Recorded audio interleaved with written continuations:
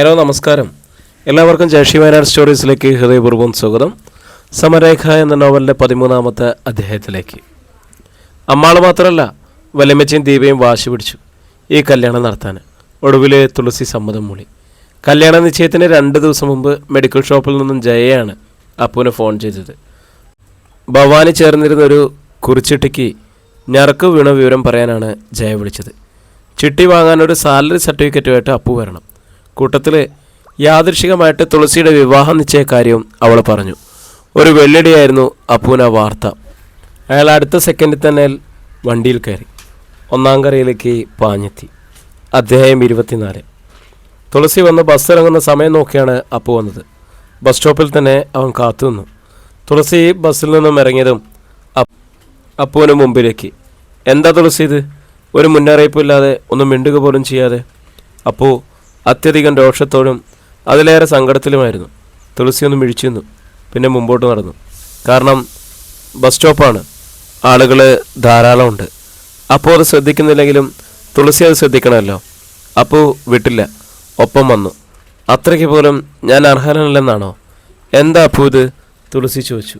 ഇത് വഴിയാണ്, ആളുകൾക്ക് കണ്ണും കാതും ഉണ്ട്, അതോർക്കണം. എല്ലാ കണ്ണുകളും കാണട്ടെ, എല്ലാ കാതുകളും കേൾക്കട്ടെ. ഒളിക്കാൻ അപ്പുവിനൊന്നുമില്ല. അപ്പു കിതച്ചു. പക്ഷെ തുളസിക്കുണ്ട്, തുളസിക്ക് ഒളിച്ചേ മതിയാവും, അവൾ പറഞ്ഞു. നീ ഒരു ദുഷ്ടയാണ്, മനസാക്ഷിയില്ലാത്തവളാണ്. അപ്പുവിൻ്റെ സ്വരം വിറയായിരുന്നു. അതാണ് നീ എന്നെ കാണാത്തതും അറിയാത്തതും. അപ്പുവിനെ ഞാൻ അറിയാനും മനസ്സിലാക്കാനും പാടില്ല, അതാണ് നല്ലത്. തുളസി ശബ്ദം തത്തി. അത് ഞാൻ ദുഷ്ടയായിട്ടാണോ, മനസാക്ഷിയില്ലാത്തവളായിട്ടാണോ? എനിക്കറിയില്ല. എന്നാൽ ഒരു കാര്യം സത്യമാണ് അപ്പു അവളുടെ മുഖത്തേക്ക് മിഴികൾ നട്ടു. അപ്പുവിൻ്റെ മുഖം ഓർമ്മയിൽ വരുന്ന അതേ നിമിഷം ഞാൻ കാണുന്നത് എൻ്റെ വീട്ടിൻ്റെ മുറ്റത്ത് കിടക്കുന്ന 5 ജഡങ്ങളാണ്. 5 ജഡങ്ങളോ? അപ്പു അന്താളിച്ചു. ആരുടെ? അപ്പുവിൻ്റെ അമ്മയുടെയും സഹോദരിമാരുടെയും. ആര് പറഞ്ഞു? ഭവാനി ചേച്ചി. അപ്പുവിനെ ഞാൻ അറിയാനും മനസ്സിലാക്കാനും ശ്രമിച്ചാലുണ്ടാവുന്ന ഏറ്റവും വലിയ ഭവിഷ്യത്ത്. അങ്ങനെയൊന്നും നടന്നാൽ പിന്നെ എനിക്കോ അപ്പുവിന് സ്വൈര്യത ഉണ്ടാവുമോ? അപ്പു സ്തബ്ധനായി നിന്നു. അപ്പുവിനെ എനിക്കിഷ്ടമാണ്. എന്നും ഒരു നല്ല കളിത്തോഴനായിട്ട്, നല്ല സുഹൃത്തായിട്ട്, എൻ്റെ അഭ്യുദയകാംക്ഷയായിട്ട് ഒക്കെ. അതിലപ്പുറം ചിന്തിച്ചാലൊരു നിമിഷം മുമ്പിൽ ജഡങ്ങൾ നിരക്കുകയായി. ആ ഓർമ്മ വല്ലാതെ മനസ്സിനെ കുത്തിപ്പറിക്കുന്നുണ്ടാവും. അപ്പുവിൻ്റെ സ്ഥാനത്ത് എൻ്റെ മനസ്സിൽ ജഡങ്ങൾ മാത്രമേ ഉള്ളൂ. സത്യം, അപ്പു എന്നോട് ക്ഷമിക്കണം. തുളസി വേഗം മുമ്പോട്ട് നടന്നു നീങ്ങി. വേഗം അപ്പുവിൽ നിന്നും ഓടി അകലാൻ തന്നെ. ഫോൺ ചെയ്ത പുറകെ തന്നെ അപ്പു വന്നപ്പോൾ ഭവാനി അന്താളിച്ചു. എന്താണ് ഇവർ ഇന്ന് തന്നെ വന്നത്? ശമ്പളത്തിൻ്റെ സർട്ടിഫിക്കറ്റ് ഇന്ന് തന്നെ കിട്ടിയോടാ? ഭവാനി ചോദിച്ചു. ശമ്പളത്തിൻ്റെ സർട്ടിഫിക്കറ്റോ? അപ്പോൾ ഒന്ന് ആവർത്തിച്ചു. എന്നിട്ട് സ്വയം പരിഹസിക്കുന്ന പോലെ ചോദിച്ചു, എന്തിനാ അത്? ജയ പറഞ്ഞില്ലടാ, ചിട്ടിക്ക് ജാമ്യം നിന്നിട്ടത് വാങ്ങാനാണ്. എന്നിട്ടെന്തിനാ പണം? നീ എന്തോ ഒന്നും അറിയാത്ത പോലെ. ആ പണം കൂടി കിട്ടിയിട്ട് വേണ്ടേ ജയയുടെ കല്യാണം നിശ്ചയിക്കാൻ? ഭവാനി ചോദിച്ചു. ജയയുടെ കല്യാണം നിശ്ചയിക്കണം, പിന്നെ അതിന് വേണ്ടുന്ന പണം ഉണ്ടാക്കണം, പിന്നെ കല്യാണം നടത്തണം, ആ കടം വീട്ടണം. അത് കഴിയുമ്പോൾ രാധയുടെ ഒഴിവായി. അതെ. ജയയ്ക്ക് എത്ര വയസ്സുണ്ടമ്മേ? 23. എനിക്കോ? നിനക്ക് 32 അപ്പോൾ അമ്മയ്ക്ക് അറിയാം, ഓർമ്മയുണ്ട്. പിന്നെ എനിക്ക് ഓർമ്മയില്ലാണ്ട് വരുവാടാ. എന്നിട്ടെന്താ എൻ്റെ കല്യാണക്കാരി ഇതുവരെയായിട്ടും അമ്മ പറയാതിരുന്നത്? അപ്പു നിരുദ്ധകണ്ഠനായി ചോദിച്ചു. ഭവാനി നിശബ്ദയായി നിന്നു. 32 വയസ്സായ എൻ്റെ കാര്യം മറന്നിട്ടമ്മ 23 വയസ്സായ ജയയുടെയും 20 വയസ്സായ രാധയുടെയും കല്യാണക്കാര്യം പറയുന്നു. എൻ്റെ കാര്യം അമ്മ എന്താ മറക്കുന്നത്? എന്താടാ നീ പറയുന്നത്? ഭ്രാന്തോ? പുറന്നിറഞ്ഞു നിൽക്കുന്ന പെൺപിള്ളേരെ ഇറക്കി വിടുന്നതിന് പകരം നിനക്കാണോ ഇപ്പോൾ ധൃതി? ഈ 4 പേരുടെയും കാര്യം കഴിയുമ്പോൾ എനിക്കും കിട്ടാല്ലേ? അത് നേരല്ലേ? പോരാ, എനിക്കിപ്പോൾ അറിയണം. 4 പേരുടെയും ഞാൻ നടത്തി കഴിഞ്ഞാൽ അതുവരെ ഞാൻ കാത്തു നിന്ന തുളസി അമ്മ എനിക്ക് തരുമോ അമ്മ? ഭവാനി വായി പിളർന്നപടി നിന്നു. മകനിലെ മാറ്റം, മകൻ്റെ ധൈര്യം. അവളുടെ കണ്ണു മിഴിഞ്ഞു. അമ്മ എൻ്റെ കഴുത്തിലൊരു നുകം വെച്ച് തന്നു. വിരോധമില്ല, അമ്മ വെച്ച് തന്നില്ലെങ്കിലും സന്തോഷത്തോടെ ഞാൻ ആ ഭാരം ഏറ്റെടുക്കുമായിരുന്നു. ഇപ്പോഴും സന്തോഷത്തോടെയാണ് ഞാൻ ആ കടമ ചെയ്യുന്നത്. പക്ഷെ എന്ന് കരുതി ഭാരം വലിക്കുന്ന ഒരു പോത്തായി മാത്രം അമ്മേനെ കാണരുത്. ഞാൻ അമ്മയുടെ മകനാണ്, മനുഷ്യനാണ്. നിനക്ക് ജോലി കിട്ടിയതിൻ്റെ അഹങ്കാരമല്ലേടത്? അല്ലമ്മേ, അല്ല. അമ്മ എന്നെ മനസ്സിലാക്കണം, എൻ്റെ മനസ്സ് മനസ്സിലാക്കണം. കുഞ്ഞുനാൾ മുതൽ എൻ്റെ ഉള്ളിൽ വേരൂന്നി പടർന്നു നിൽക്കുന്ന രൂപമാണ് തുളസിയുടേത്. അമ്മയാണെന്നും എതിര്. 2-3 വർഷം മുമ്പ് അവളുടെ വിവാഹം നിശ്ചയിക്കുമ്പോൾ അമ്മയുടെ മൂത്ത മകൾ മാത്രമേ വിവാഹിതയായിരുന്നുള്ളൂ. ഇപ്പോഴോ 2 മക്കളും വിവാഹിതരായി. ജയയുടെ വിവാഹം തീരുമാനിച്ചു കഴിഞ്ഞു. അതിനുള്ള പണവും റെഡിയായി. ഇനി രാധ മാത്രം.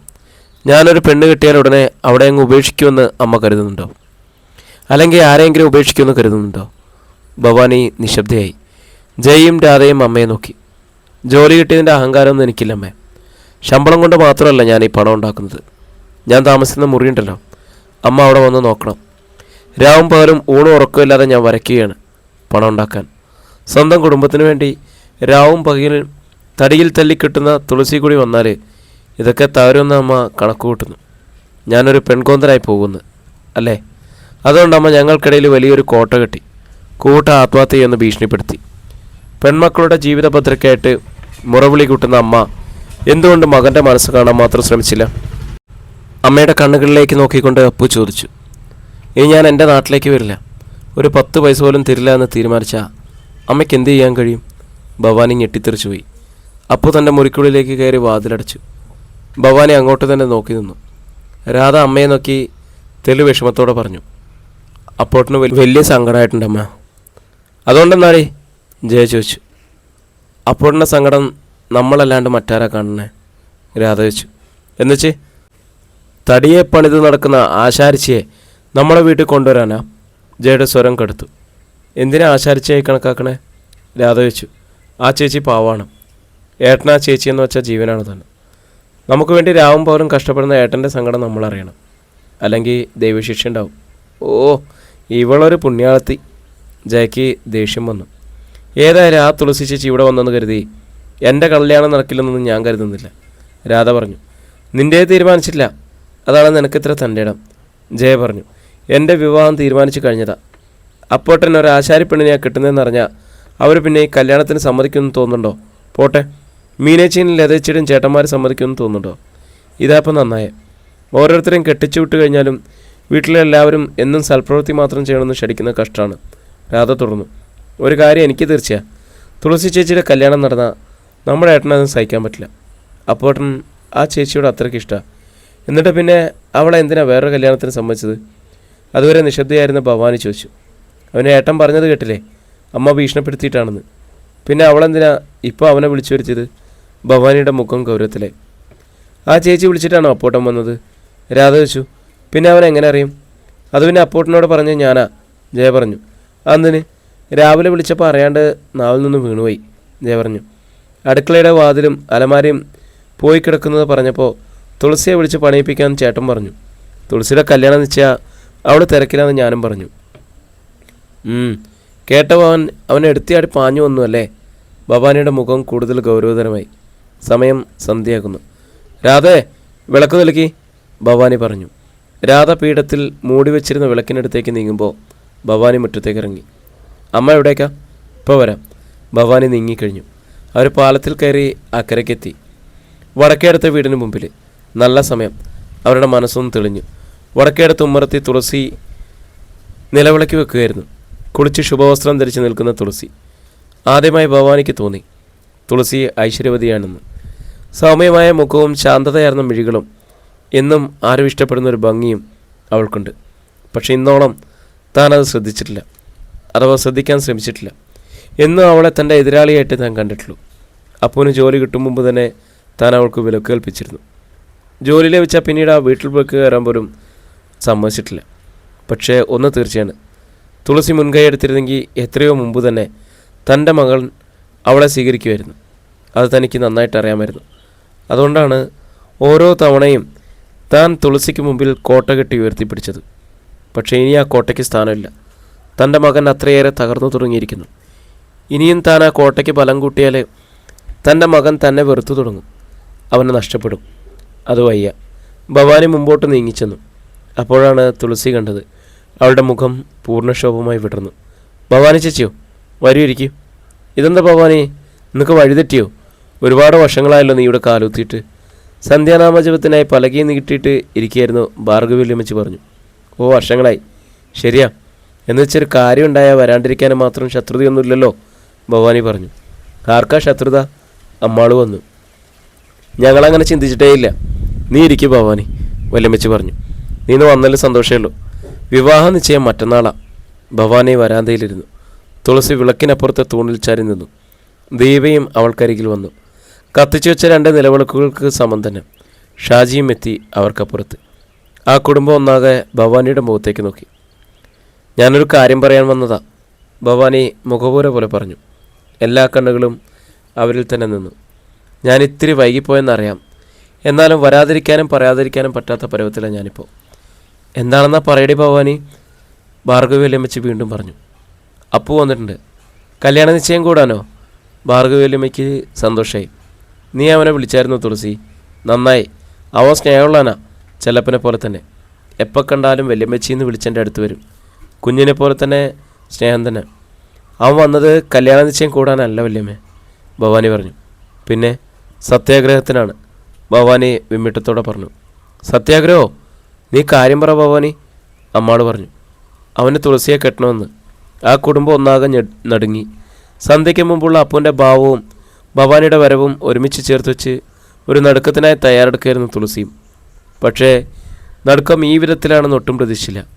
അപ്പോൾ വീട്ടിൽ ചെന്ന് എന്തോ പറഞ്ഞിട്ട് ഭവാനി തന്നെ ശകാരിക്കാനെത്തിയതാണെന്നേ തുളസി കരുതിയെന്നുള്ളൂ. എൻ്റെ മോന് തുളസിയോട് ഒരുപാട് ഇഷ്ടമാണ്, എനിക്കറിയാം.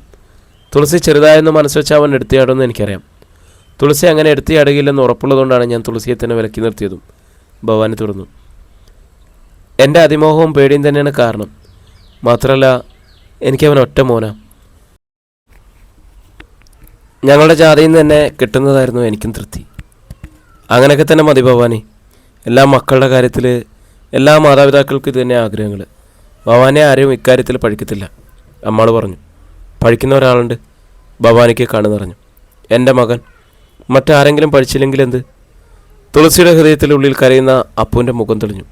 തുളസിയുടെ ഈ വിവാഹം നടന്ന എനിക്കെൻ്റെ മകനെ തന്നെ നഷ്ടപ്പെടുമെന്ന് വന്നാൽ പിന്നെ ഞാൻ എന്ത് ചെയ്യാം? തുളസി നടുങ്ങിപ്പോയി.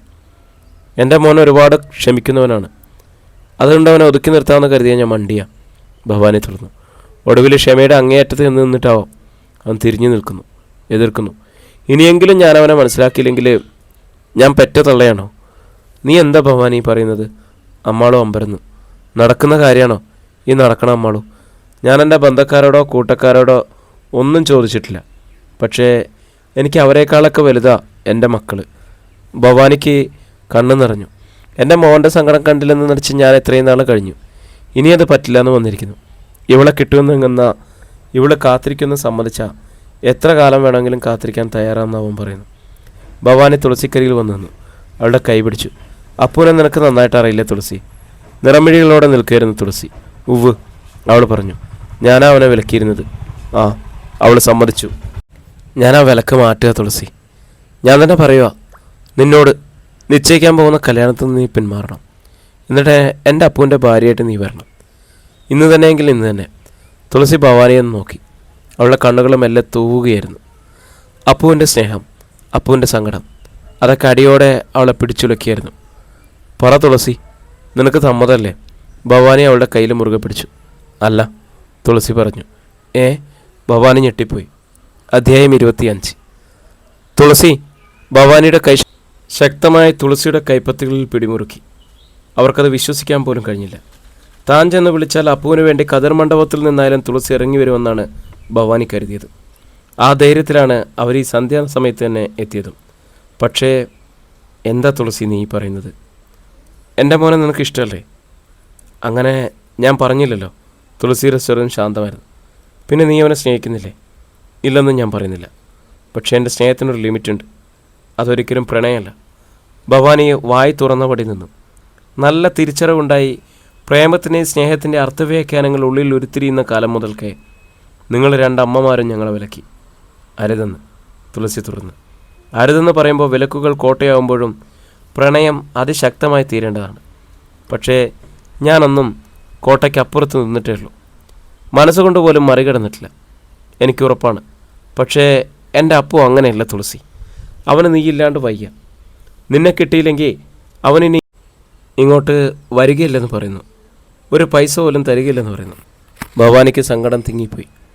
അവർ ഉടുമുണ്ടിൻ്റെ അറ്റം കൊണ്ട് കണ്ണുകൾ തുടച്ചു. അപ്പോൾ അതാണ് കാര്യം. ഇപ്പോഴും മകന് വേണ്ടിയല്ല, മകൻ്റെ സംരക്ഷണം നിന്നു പോകും എന്നാണ് പേടി. തുളസി തെല്ല് പരിഹാസപൂർവ്വം ബന്ധവസിച്ചു. അല്ല തുളസി, പറഞ്ഞു വന്ന കൂട്ടത്തിലെല്ലാം പറഞ്ഞതാണ്. ഞാനിപ്പോൾ വന്നത് തികഞ്ഞ ആത്മാർത്ഥതയോടുകൂടിയാണ്. അവൻ്റെ സങ്കടം ഞാൻ ശരിക്കും കാണുന്നത് ഇന്നാണ്. ഭവാനി വീണ്ടും കണ്ണുകൾ തൂകി. പക്ഷേ വയ്യ ഭവാനി ചേച്ചി. ഏകദേശം 2 വർഷത്തിന് മുമ്പാണ് ഭവാനി ചേച്ചി എന്നോട് പറഞ്ഞത്, ഈ മുറ്റത്ത് 5 ജനങ്ങൾ കിടക്കുന്നു. അതിൽ പിന്നെ അപ്പൂന് എൻ്റെ മനസ്സിലുള്ള സ്ഥാനം പോലും ഞാൻ ഓരോ ദിവസം കഴിയുന്തോറും വെട്ടിച്ചുരുക്കി. വാക്കുകൊണ്ടോ നോട്ടം കൊണ്ടോ പോലും ഞാൻ അപ്പൂന് ആശ കൊടുത്തിട്ടില്ല. പക്ഷേ എൻ്റെ മകൻ വല്ലാണ്ട് ആശിച്ചുപോയി. അതിന് പറയാൻ എനിക്ക് മറുപടി ഇല്ല ചേച്ചി. കല്യാണം നിശ്ചയിച്ചില്ലല്ലോ, അതിനിയും ഇല്ലേ 2-3 ദിവസം കൂടി. ചെറുക്കൻ കൂട്ടുകാരോട് പറഞ്ഞാൽ മനസ്സിലാവില്ല തുളസി. ഭവാനിയുടെ സ്വരം അപേക്ഷി. എത്ര എളുപ്പം ഭവാനി ചേച്ചി കാര്യം പറഞ്ഞു തീർത്തു. കല്യാണത്തിൻ്റെ തലയാഴ്ചയിൽ അത് മുടങ്ങിപ്പോയവളാണ് തുളസി. അനുഭവിച്ച വേദന അത് വിവരിക്കാനാവില്ല. കല്യാണ നിശ്ചയം മുടങ്ങിയാലും അനുഭവിക്കുന്ന വേദന തുല്യം തന്നെയാവും. അതാണായാലും പെണ്ണായാലും. തുളസി തുടർന്നു. എനിക്ക് കൂടി പൂർണ്ണ സമ്മതമാണെന്ന് അറിയിച്ചിട്ട് തന്നെ നിശ്ചയിക്കാൻ പോകുന്ന വിവാഹമാണിത്. ഞാൻ തന്നെ പിൻവലിഞ്ഞാൽ പിന്നെ എൻ്റെ വാക്കിന് ഈ ജന്മത്തിലൊരു വിലയുണ്ടോ? എൻ്റെ വ്യക്തിത്വം ആരെങ്കിലും ഇനി അംഗീകരിക്കുമോ? ഇല്ല, ഞാനതിന് തയ്യാറല്ല. തുളസിയുടെ ശബ്ദം അല്പം ഉറച്ചായിരുന്നു. അപ്പോൾ എൻ്റെ മോൻ? ഭവാനി വീണ്ടും കണ്ണു തുറച്ചു. അപ്പുവിനോട് എനിക്കൊന്നും സ്നേഹവും ആദരവും ഉണ്ട്. ഇത്രയേറെ സ്നേഹം എനിക്കായി ആ മനസ്സിൽ സൂക്ഷിച്ചിരുന്നുവെന്ന് അറിഞ്ഞതിൽ നന്ദിയുണ്ട്. അതിലപ്പുറം ഇനി തുളസിക്ക് ഒന്നിനും ആവില്ല ചേച്ചി. ഭവാനി മുണ്ടിൻ്റെ അറ്റം കൊണ്ട് മുഖമാകെ ഒന്ന് തുടച്ചു. ഹതാശയായി ഇറങ്ങി നടന്നു. ചേച്ചി പറഞ്ഞു തന്നെ നല്ലത്, ദീപ പറഞ്ഞു. ആ ഭവാനി ചേച്ചിക്ക് കുറച്ച് ഹുങ്കു കൂടുതലായിരുന്നു. ആ അപ്പോട്ടം നിന്ന് തിരിഞ്ഞാൽ പേടിയിലായിരുന്നു. ഏതെങ്കിലും പെണ്ണ് കൊത്തിക്കൊണ്ട് പോകുമെന്ന. ഇത്രയും കൂടുതൽ അവർ പേടിച്ചുകൊണ്ട് തന്നെ ആ അപ്പോട്ടം തുളസി ചേച്ചിയോട് ഇത്രയും സ്നേഹിച്ചെന്നാണ് എനിക്ക് തോന്നുന്നത്. ഇങ്ങനെ വേണം പെൺകുട്ടികൾ. തുളസിയുടെ മറുപടി വല്യമ്മച്ചിക്ക് ഇഷ്ടമായി. ആ ഭവാനിയുടെ മുഖത്ത് നോക്കി തന്നെ ആ പറഞ്ഞത് നന്നായി. അല്ലെങ്കിൽ മറ്റു ജാതിക്കാരുമായിട്ടുള്ള ബന്ധമൊന്നും ഇവിടെ വേണ്ട, ഷാജി ഗൗരവത്തിൽ പറഞ്ഞു. അവൻ +1 പഠിക്കുന്നത്. പക്ഷെ പഠനത്തിൽ തീരെ ശ്രദ്ധയില്ല. വീട്ടിലിരുന്ന് പണിയുമ്പോൾ പണി പഠിക്കാൻ തൻ്റെ കൂടെ ഇരിക്കാൻ തുളസി പറയാറുണ്ട്. അവൻ അക്കാര്യത്തിൽ ശ്രദ്ധയില്ല. പക്ഷെ കാര്യങ്ങൾ പറയുമ്പോൾ വലിയ ആളാണെന്ന ഭാവം. നീ മിണ്ടാണ്ടിരിക്കടാ, ദീപ ശാസിച്ചു. ഞാനുള്ള കാര്യം പറഞ്ഞതാ. ഷാജി വിട്ടില്ല. അമ്മാൾ നോക്കുമ്പോൾ തുളസി നിന്നിരുന്ന സ്ഥാനത്തില്ല. അവർ അകത്തേക്ക് കയറി ചെന്നു. ജനാലക്കൽ ചാരി മുഖം തിരിച്ച് നിൽക്കുകയായിരുന്നു അവൾ. ജനാലയ്ക്കപ്പുറത്ത് ആറ്റിലെ വെള്ളം തിളങ്ങുന്നുണ്ട്. അക്കരെ അപ്പുവിൻ്റെ വീട്ടിലെ വെളിച്ചം വെള്ളത്തിൽ പ്രതിഫലിക്കുന്നുണ്ട്. അമ്മാൾ തുളസിയുടെ മുഖം പിടിച്ചു തിരിച്ചു. ആ മുഖത്തെ സങ്കടങ്ങളും നിറമിഴികളും അമ്മാൾ കണ്ടു. മോളെ, അമ്മാൾ വിളിച്ചു. നീ പറഞ്ഞതൊക്കെ സത്യമാണോ അതോ? സത്യം. പിന്നെന്തിനാണ് ഈ കണ്ണീര്? അപ്പോൾ എനിക്ക് വേണ്ടി ഒരു യുദ്ധം ചെയ്യാൻ വരെ തയ്യാറായല്ലോ എന്ന് ഓർക്കുകയാണ് അമ്മേ. ഞാൻ അത്രയും അങ്ങോട്ട് സ്നേഹിക്കാൻ എനിക്ക് കഴിഞ്ഞിട്ടേ ഇല്ല. അല്ല, നിൻ്റെ ഉള്ളിൽ അങ്ങനെ ഒരു ആശയം ഉണ്ടായിരുന്നെങ്കിൽ അത് തട്ടിക്കളയേണ്ടെന്ന് പറയുമായിരുന്നു ഞാൻ. അമ്മാളു ശബ്ദം താഴ്ത്തി.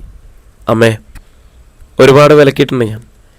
എന്നാലും ഭവാനി വന്നങ്ങനെ പറഞ്ഞപ്പോൾ എനിക്കൊരു വിഷമം. എൻ്റെ മനസ്സിൽ അങ്ങനെ ഒരു ആശയമൊന്നുമില്ല അമ്മേ. അങ്ങനെ ഉണ്ടായിരുന്നെങ്കിൽ മറ്റൊരു കല്യാണ നിശ്ചയമോ കല്യാണമോ എനിക്കുണ്ടാകുമായിരുന്നില്ല. അല്ല, ഞാൻ പറഞ്ഞതേ ഉള്ളൂ. അപ്പുവിൻ്റെ സങ്കടം ഈ കുടുംബത്തിലോ നിനക്കൊരു ശാപമായിട്ട് തീരരുത്, അതുകൊണ്ട് പറഞ്ഞതാ. അമ്മാളോ പിൻവാങ്ങി. തുളസി ഒഴുക്ക് വെള്ളത്തിലേക്ക് തന്നെ നോക്കി നിന്നു. മനസ്സിലെന്തെങ്കിലും ശേഷിപ്പുണ്ടോ? ഉണ്ടെങ്കിൽ ഒഴുകിപ്പോകട്ടെ. മടങ്ങിപ്പോകുമ്പോൾ പാലത്തിൻ്റെ കൈവരിൽ പിടിച്ചു നിന്ന് ഭവാനി ഓർത്തു. ഇവിടെ വെച്ചാണ് 2 വർഷം മുമ്പ് ഞാൻ തുളസിയെ താക്കീത് ചെയ്തത്, ഭീഷണിപ്പെടുത്തിയത്. ഇപ്പോൾ താൻ ചെന്ന് യാചിച്ചിട്ടും അവൾ അയഞ്ഞില്ല. ഭവാനി വീട്ടിൽ മടങ്ങിയെത്തി. മകനെ വിളിച്ച് വാതിൽ തുറന്നു. താൻ ചെന്ന കാര്യമെല്ലാം പറഞ്ഞു. തുളസിയിലെ കാല് പിടിച്ച കാര്യം ഭവാനി പറഞ്ഞു. തുളസി സമ്മതിച്ചില്ലെന്ന് സത്യവും ഭവാനി മകനെ അറിയിച്ചു. ഞാൻ പറഞ്ഞു തോറ്റു മടങ്ങി. നിനക്ക് അവളില്ലാതെ പറ്റില്ലെന്ന് പറഞ്ഞതുകൊണ്ട് തന്നെ ഞാൻ പോയത്. ഇനി നീ ചെന്ന് നോക്ക്. വരുമെന്നുണ്ടെങ്കിൽ നീ ചെല്ല്, വിളിക്ക്, കൊണ്ടുപോരും. ഒരു നിലവിളക്ക് തെളിച്ച് ഞാൻ സ്വീകരിച്ചോളാം, ഭവാനി പറഞ്ഞു. നിന്റെ സന്തോഷത്തിന് വേണ്ടി അമ്മ ഇതിലധികം എന്ത് ചെയ്യണോടാ? അപ്പു പുഞ്ചിരിച്ചു. എന്നിട്ട് ഭവാനിയുടെ മുഖത്തേക്ക് നോക്കി. അമ്മ ഇത്ര നന്നായി അഭിനയിക്കുമെന്ന് ഇപ്പോഴാണ് എനിക്ക് മനസ്സിലായത്, അവൻ പറഞ്ഞു. ഭവാനി സ്തബ്ധയായി നിന്നുപോയി. അമ്മ തുളസിയോട് എനിക്ക് വേണ്ടി സംസാരിച്ചു, അതും ഇത്ര പെട്ടെന്ന്. തുളസി ഉടനെ പറ്റില്ലെന്ന് പറഞ്ഞു അല്ലേ? അപ്പു തുറന്നു തന്നെ ചിരിച്ചു. എത്ര തന്മയത്തമായി അമ്മ കള്ളം പറഞ്ഞു. അപ്പു, ഞാൻ കള്ളം പറഞ്ഞല്ലടാ, ഞാൻ അക്കരയ്ക്ക് പോയി തുളസിയെ കണ്ടു, ഭവാനി പറഞ്ഞു. അല്പം മുമ്പ് വരെ അമ്മയ്ക്ക് ശത്രുവായിരുന്നു അവൾ. ഞാനന്ന് പറഞ്ഞപ്പോഴെല്ലാം മറന്ന് അമ്മ അക്കരയ്ക്ക് പോയി തുളസിയെ കണ്ടു അല്ലേ? ഇത് വിശ്വസിക്കണമെങ്കിൽ ഞാൻ അമ്മയുടെ മകനല്ലായിരിക്കണം, അപ്പു തറപ്പിച്ച് പറഞ്ഞു. ഭവാനി മകൻ്റെ മുഖത്തേക്ക് വെറുപ്പിലേക്ക് നോക്കി. പെൺമക്കളുടെ മുഖത്ത് കണ്ടത് അവിശ്വസനീയതയാണ്. അപ്പു, ഞാനവിടെ പോയിട്ട് ഒരുപാട് നാളായി. ശരിയാണ്, തുളസിയോട് ശത്രുത കാട്ടിയിട്ടുമുണ്ട്. എന്നുവെച്ച് അവളെൻ്റെ ശത്രുവാണോടാ? ഭവാനി സങ്കടത്തോടെ തുറന്നു. സ്വന്തം കുടുംബം രക്ഷപ്പെടുന്നതിനായിട്ട് രാവും പകലും അധ്വാനിക്കുന്ന പെണ്ണാവള്. അവളെപ്പോലൊരു ഒരു കുടുംബത്തിൻ്റെ നിറദീപമാണ്. ഒരു കൈക്കുടന്ന് ചോദിച്ചാൽ ഒരു കുന്നോളം കിട്ടും അവൾ നിൽക്കുന്ന വീട്ടിൽ. പക്ഷെ അവളില്ലാതെ ജീവിക്കാൻ കഴിയില്ല എന്ന് നീ ഇന്നല്ലേ എന്നോട് പറയുന്നത്? മകൻ്റെ തോളിൽ പിടിച്ച് ഭവാനി പറഞ്ഞു. ഒരു മകൻ്റെയും മകളുടെയും വിവാഹത്തെക്കുറിച്ചൊക്കെ പെറ്റു വളർത്തിയവർക്ക് ഒരുപാട് സങ്കല്പങ്ങളുണ്ടാവും. എനിക്കും അങ്ങനെയൊക്കെ ഉണ്ട്. അവളെ നീ ഇന്നെന്നല്ല എന്ന് കിട്ടിയാലും അത് നേരാവണ്ണമുള്ള ഒരു കല്യാണം ആകില്ല. അതുകൊണ്ടൊക്കെ തന്നെയാണ് ഞാൻ തടഞ്ഞത്. ഇനി ഞാൻ പെട്ടെന്ന് മനസ്സ് മാറ്റി പോയി എന്ന് ചോദിച്ച് എന്നുള്ളത് നീ വിശ്വസിക്കണ്ട. നീ ചെല്ല്, നിന്നാണേ അമ്മ പൂർണ്ണ മനസ്സോടെ പറയണത്. ചെല്ല്, ചെന്നവളെ വിളിച്ചോണ്ട് പോര്, ഞാൻ സ്വീകരിച്ചോളാം. അപ്പു മറുപടി പറഞ്ഞില്ല. നിശബ്ദനായി ഏറെ നേരം നിന്നു. ജനാല തുറന്ന് അവൻ അക്കരയ്ക്ക് നോക്കി. തുളസിയുടെ വീട്ടിലെ വെളിച്ചം ആറ്റിലെ ഒഴുക്കുവെള്ളത്തിൽ കാണാം. അവിടെ ആറ്റോരത്തൊരു നിഴലണങ്ങുന്നുണ്ട്. തുളസിയാണത്. നാളെ ഒരു ദിവസം കൂടി കഴിഞ്ഞാൽ മറ്റൊരുവിന് വേണ്ടി അവൾ കരാറ് ചെയ്യപ്പെടുന്നു.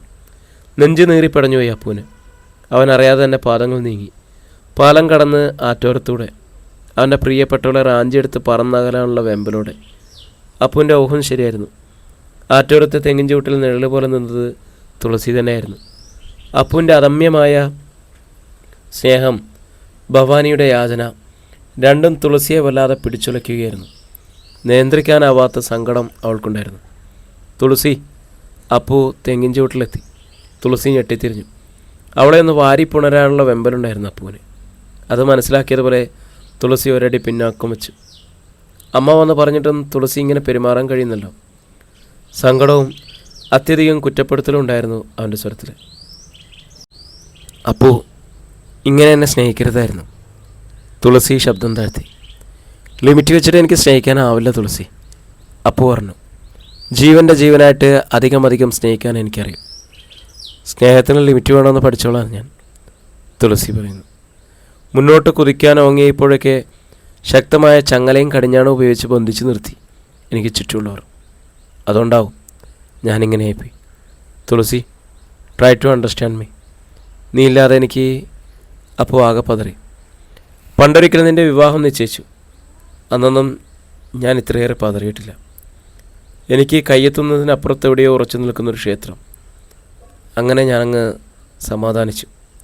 പക്ഷെ തുളസി, ആ വിവാഹം മുടങ്ങിയപ്പോൾ സത്യമായി ഞാൻ വിശ്വസിച്ചു പോയി. ദൈവം അത് തട്ടിമാറ്റിയത് ഈ അപ്പുവിന് വേണ്ടി മാത്രമാണെന്ന്. അങ്ങനെ ഞാൻ ഒരുപാട് മോഹിച്ചു പോയി. ഇനി പിന്നോട്ട് വയ്യ തുളസി.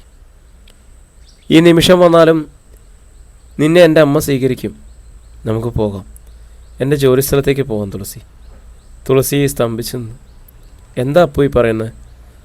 നിൻ്റെ വീട്ടിൽ പറയണോ? പറയാം. അവരുടെ അനുവാദം ഞാൻ വാങ്ങാം. അവിടെ കാലിൽ ഞാൻ വീഴാം. എന്നാലും എനിക്ക് തുളസിയെ നഷ്ടപ്പെടാൻ വയ്യ തുളസി, വയ്യ തുളസി. തെങ്ങിന്മേലേക്ക് ചാരി നിൽക്കുന്ന അപ്പുവിൻ്റെ നിഴൽ രൂപം തുളസിയുടെ ഹൃദയത്തിൽ കനത്ത ആഘാതമാവുകയാണ്. അവൻ്റെ വാക്കുകളും. തുളസി വരൂ. പെട്ടെന്ന് അപ്പു അവളുടെ കൈ പിടിച്ചെടുത്തു. ഞാൻ അമ്മാളു ചേച്ചിയോട് സംസാരിക്കാം. വിട്. തുളസി അവൻ്റെ കൈ കുടഞ്ഞറിഞ്ഞു. അപ്പു പോണം. അവളുടെ ശബ്ദം പെട്ടെന്ന് പുരുഷമായി. തുളസി! അപ്പു തളർന്നു. അപ്പു പോണം. തുളസി അല്പം കൂടി ശക്തമായിട്ട് പറഞ്ഞു. പറയുക മാത്രമല്ല, തുളസി വേഗം തന്നെ തൻ്റെ വീട്ടിലേക്ക് പോവുകയും ചെയ്തു. അപ്പു തളർന്ന് ഒരു തെങ്ങിലേക്ക് അങ്ങനെ ചാരി നിന്നു. ഏറെ നേരം. തുളസി ഹൃദയത്തിൻ്റെ കോണിൽ നട്ടുനനച്ച് ഓമനിച്ച് വളർത്തിയ തളിരും താരും വെച്ച തുളസി. അവളതാ പോകുന്നു, മറയുന്നു. ഇനി ഒരിക്കലും തിരികെ കിട്ടാത്ത വിധം നഷ്ടപ്പെടുന്നു. ഒരിക്കലും അവൾ തന്നെ സ്നേഹിച്ചിട്ടേ ഇല്ലേ? ഒട്ടും. അപ്പോൾ ആറ്റിലെ വെള്ളത്തിലേക്ക് മിഴിയൂന്നി. കറുത്ത പക്ഷത്തിൻ്റെ നേരിയ തിളക്കം ഒഴുകുന്ന വെള്ളത്തിന് എത്ര വർഷങ്ങൾ തുളസിക്കും തനിക്കിടയിൽ ഇങ്ങനെ ഒഴുകിപ്പോയി. പക്ഷെ തങ്ങളുടെ ചിന്തകൾ ഒന്നായി ചേർന്നിട്ടില്ലാവില്ലെന്നോ? ഒരുപക്ഷെ അതാവും സത്യം. ഒരിക്കലും ശരിക്കൊന്ന് മനസ്സ് തുറക്കാൻ വേണ്ടി തുളസിക്ക് ചെവി തന്നിട്ടില്ല. പാദങ്ങൾ മുതൽ വിറയ്ക്കുന്നതായി അപ്പുവിന് തോന്നി. എത്ര നേരം അവൻ ആ തെങ്ങിന്മേൽ ചാരി നിന്നു. എപ്പോഴാണ് മടങ്ങിയതെന്ന് തുളസിക്കറിയില്ല, ആർക്കും അറിയില്ല. നേരം പുലരുമ്പോൾ ഭവാനി അറിഞ്ഞു മകൻ്റെ മുറി ശൂന്യമാണെന്ന്. രാത്രിയിൽ എപ്പോഴോ അവൻ മടങ്ങിപ്പോയിരിക്കുന്നു. അവൻ പിണങ്ങിപ്പോയതാണോ തന്നോട്? അറിയില്ല. ഭവാനിയും ജയയും രാധയും തുളസിയുടെ വീട്ടിലേക്ക് നോക്കി. അവിടെ കല്യാണ നിശ്ചയത്തിനുള്ള ഒരുക്കങ്ങൾ ആരംഭിക്കുകയായിരുന്നു. ക്ഷണിക്കപ്പെട്ടവർ തലേന്ന് തന്നെ എത്താൻ തുടങ്ങിയിരിക്കുന്നു. പച്ചക്കറി, അരിയും തേങ്ങയൊക്കെ ഒരുക്കപ്പെടുന്നു. കൂവംകുളങ്ങരയിൽ നിന്നും പിറ്റേന്ന് കല്യാണ നിശ്ചയത്തിനായി ഒന്നാം കരയിലെത്തിയത് 30 പേരാണ്. ധാമുവും ലീലാമണിയും കല്യാണ നിശ്ചയം പ്രമാണിച്ചെത്തിയിരുന്നു. ദിവ്യയും മോഹനും വന്നിരുന്നു. സരസുവും ചന്ദ്രനും ഗോപിയും വത്സലയൊക്കെ ഉത്സാഹത്തോടെ പങ്കെടുത്തു. മുരളീദാസിനെ എല്ലാവർക്കും ഇഷ്ടമായി. ആളുടെ പെരുമാറ്റവും പേഴ്സണാലിറ്റി എല്ലാവരും ശ്രദ്ധിച്ചു. ഒരുമിച്ചിരുന്ന് പണിയുകയും ദിവസവും കാണുകയും ചെയ്തിരുന്നതിനാൽ ഒട്ടും അപരിചിതത്വമില്ലാതെ മുരളീദാസ് തുളസിയുടെ അടുത്ത് പെരുമാറി. വീട്ടിനുള്ളിൽ കയറിയിറങ്ങി. ഇതെൻ്റെ വല്യച്ഛൻ്റെ മകൾ ദിവ്യ. തുളസി മുരളീദാസിന് ദിവ്യയെ പരിചയപ്പെടുത്തി. ഇത് ഭർത്താവ് മോഹനൻ. ദിവ്യക്കരിൽ 1 വയസ്സ് കഴിഞ്ഞ കുഞ്ഞിനെയും കൊണ്ട് നിൽക്കുന്ന മോഹനെ അവൾ പരിചയപ്പെടുത്തി. മുരളീദാസ് ഹലോ പറഞ്ഞു. മോഹനൻ ചിരിച്ചു. മോഹനേക്കാൾ നിറവും ഭംഗിയും വ്യക്തിത്വവും മുരളീദാസിനുണ്ടെന്ന് ദിവ്യ തെല്ല അസൂയയോടെ കണ്ടു. തുളസിയുടെ കൈവിരലിൽ നുള്ളിപ്പിടിച്ച് മുരളീദാസ് നീങ്ങി. എന്താണിത്? തുളസി വിരൽ വലിച്ചെടുത്തു. ഇത് വീടാണ്, ഇവിടെ ആളുകളുണ്ട്. പണിസ്ഥലത്തോ പറ്റില്ല, എവിടെയും പറ്റില്ലെന്ന് പറഞ്ഞാലോ? മുരളി പരിഭവിച്ചു. തുളസി ചിരിയോടെ നിന്നു. പുഞ്ചിരിക്കുന്ന അവളുടെ ആ മുഖം അപ്പാടെ ഒന്ന് കൈക്കൊടുന്നതിലൊതുക്കാൻ മുരളിയുടെ ഹൃത്തടം വല്ലാതെ കുതിച്ചു ചാടി. ആളുകൾ തലങ്ങും വിലങ്ങും നടക്കുന്നതിനാൽ അവനത് അടക്കി. ചടങ്ങുകൾ പൂർത്തിയായപ്പോൾ 2 മണി കഴിഞ്ഞു. ഊണ് കഴിഞ്ഞ് വിരുന്നുകാരി യാത്ര പറഞ്ഞു. വിവാഹത്തിന് മുമ്പ് തന്നെ കൂവംകുളങ്ങര ക്ഷേത്ര പണി തീർക്കത്തക്ക വിധം ഡേറ്റ് ഇട്ടിട്ടാണ് വിവാഹ തീയതി തീരുമാനിച്ചത്. അത് തുളസിയുടെ നിർദ്ദേശമായിരുന്നു. ഇപ്പോഴും നൊയമ്പാണ് അവൾ ആ പണി ചെയ്യുന്നത്. അങ്ങനെയാണ്. ആ പണി തീരുന്നവരെ നൊയമ്പ് മുടങ്ങാൻ പാടില്ലെന്ന് മനസ്സാ നിശ്ചയിച്ചിരുന്നു. നിശ്ചിത ദിവസത്തിനുള്ളിൽ പണി തീരണം. കുറച്ച് പണിക്കാരെ കൂടി കൂട്ടിയാൽ മതിയല്ലോ. വൈകുന്നേരം 1-ാം കര കവല വരെ പോയിട്ട് ഷാജി പറഞ്ഞു, ആ ഭവാനി ചേച്ചിയും രാധ ചേച്ചിയും ഒക്കെ അവിടെ കരച്ചില്ല. എന്തിനാടാ? ദീപ ചോദിച്ചു. ആ അപ്പുമാഷിനെ കാണാനില്ലെന്ന്. ചടങ്ങ് കഴിഞ്ഞ് അലങ്കോലമായി കിടക്കുന്ന മുറ്റം ക്ലീൻ ചെയ്യുകയായിരുന്ന തുളസി തലയുയർത്തി നോക്കി. കഴിഞ്ഞ ദിവസം ആരോടും മിണ്ടാണ്ട് അവിടെ നിന്ന് പോയതാ. ജോലിസ്ഥലത്തേക്ക് വിളിച്ചു നോക്കിയപ്പോൾ ഇതുവരെ അവിടെ ചെന്നിട്ടില്ലെന്ന്. എൻ്റെ ഈശ്വര! തുളസി നെഞ്ചത്ത് കൈവച്ച് മിഴിച്ചു നിന്നു. പ്രിയരെ, നമ്മുടെ കഥ ഇവിടെ തുടരുകയാണ് കേട്ടോ. ഇതിൻ്റെ അടുത്ത ഭാഗമായിട്ട് നാളെ നമുക്ക് കാണാന്നേ. ഒത്തിരി സ്നേഹത്തോടെ നിങ്ങളുടെ സ്വന്തം ജഷി വയനാട്.